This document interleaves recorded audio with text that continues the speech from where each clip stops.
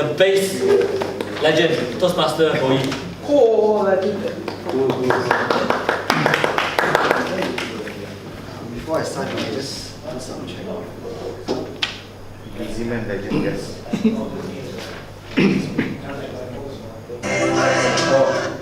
Right.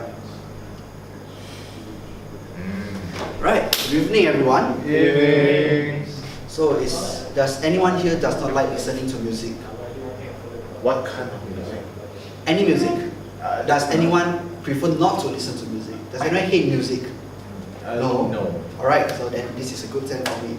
Well, let me tell you a joke beforehand, alright? So there's this one young guy, he told his mom, "Mom, I want to play the bass guitar when I grow up." Well, what his mom told him, "Well, my dear, you can only choose one." Let's get a joke. Right. You can either choose between growing up or play the bass guitar. Alright, so now, I'll tell you the joke later. So, in music, right? In a musical ensemble or a band, what do you think is the most important musical instrument of all? Is it a piano? Is it, in the case of an orchestra, the violin? Or is it maybe the drums that provides the rhythm, the beat? Well, the answer is actually the bass. Now you guys might be wondering, why is it the bass? Right? When you listen to songs, when a casual listener listens to songs, they hear the melody, they hear the harmony, maybe they hear the occasional beat, you know? But they don't hear the bass. Yeah. The bass is non-existent. Now, and for a long time, bassists, no matter the tuba player, the double bassist, or even the bass guitarist, they've been the blunt end of receiving end of the joke, of very, I would say sometimes very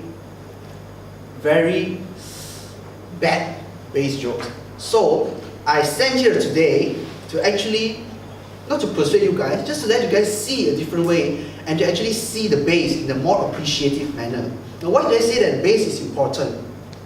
Now, as a double bassist in an orchestra, I must admit that we don't really get the palm and the flat of the violinist. No, while the violinist is in front, playing with such virtuosity, such elegance, such passion.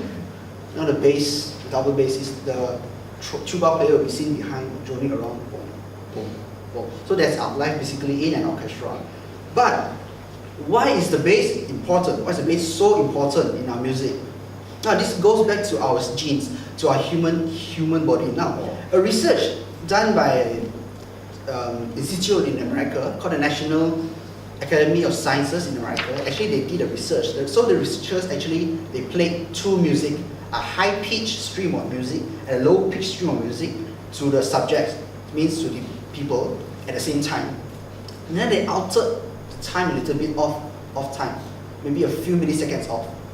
Now, when they altered it, they found that the majority of people can actually pick up the altered form of music when it's low pitch, whereas in high pitch, not much people can pick it up. So it's in our innate sense of human that we actually can hear, we can actually possess the knowledge or possess this power, the skill to actually differentiate the lower tonality of the music compared to the higher tonality. And why is this so? That you may say that maybe there's a research. Now, let me ask you a question. When you listen to a very high-pitched, piercing, screaming sound, or very deep, resonating, low bass sound, which one do you feel very irritated? The high pitch, right? But for the low pitch, maybe you just think, there's a constant humming, but I don't really feel much thing. Now, why is it so? Because like when a baby in a mother's womb, what you can usually hear is your mother's own heartbeat rhythm, and because the heart beats at a very slow pace, so they emit a very low frequency, means a very low pitch kind of sound. So after all the uterine lining, after all the tummy, they filter out the outside noises of the world. So what you can hear is only just your mother's heartbeat and maybe an occasional bit of his voice resonating down her body. So that's why we humans actually possess an innate sense of sensitivity towards low pitched sound. Now, in a musical ensemble, a bass guitar actually possess two very vital functions, right? Very basic but very vital functions. Now, in the music, there's three parts to it: the melody, the harmony, and the foundation, the rhythm. Now, the bass actually provides a rhythmic foundation, and what do I mean by rhythmic foundation? It means the consistent pulse of the music, right? It's the pulse very popular music, or a lot of very popular music, well liked by people, they have a very constant pulse, a very steady pulse. Now let me show you an example. Right? Listen to this. Can you guys listen? Right. So you can notice that you can actually tap your foot according to the rhythm. Right? So that's the power of the bass. Now, besides that, a lot of people maybe say, yeah, maybe the bass guitar, they play around to the bass drum, the drums, yeah, but there's the rhythm part. Now about the harmony part. Now what is a harmony?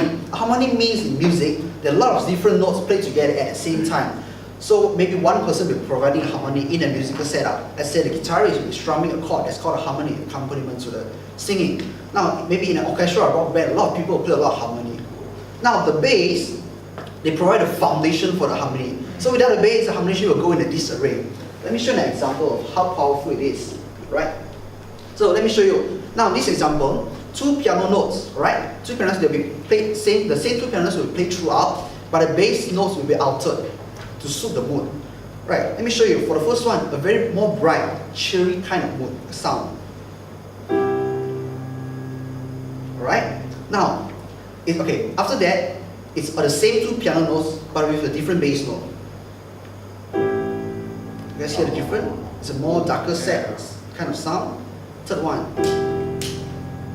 it feels a bit mysterious. Now for the last one, it feels very harsh, right? Very ugly. Now why is it so? Because, and one more thing, it's also wired in our human brain. When we listen to a piece of music or a piece of anything, voices, we have that illusion, it's wired in our brain. We have that illusion that the lowest tone is actually correct. So if in a typical rock band, the 2 guitarists, the singer, the drums, they are playing the correct chord, the correct key, but the bassist goes in the wrong note, bam, ow. But the audiences, what will they hear? They will hear that the whole band goes off key because of the bassist. Because we, as humans, we tend to collect the lowest sounding note, the lowest sounding musical note, or the lowest sounding sound in any musical setup. And it's unconscious, we don't really hear it. So now why is the bass important? I can put it in the sense that, let's say your music is a house, right? And the bass is a foundation. You don't necessarily see it, you don't think it exists, but when it is not there, the whole house will actually crumble into a heap of rubble. So now, that is why bass is important in music, and it is the key to holding all of the music together.